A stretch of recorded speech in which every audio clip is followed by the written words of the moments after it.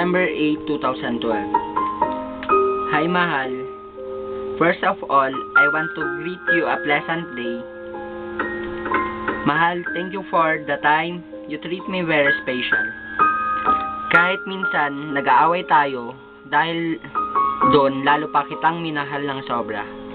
Salamat din pala sa pag-ampun mo sa akin. Joke lang. Alam mo, Mahal, sobra na lahat ng naibigay mo sa akin. Wala na akong mahihiling kundi ang tumagal ka sa akin.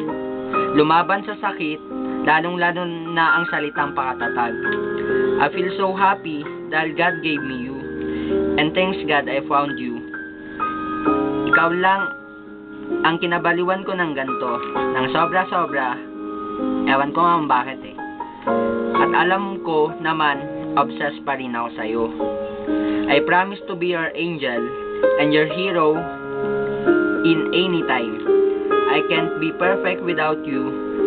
I'm always on your side to make your day success and smile.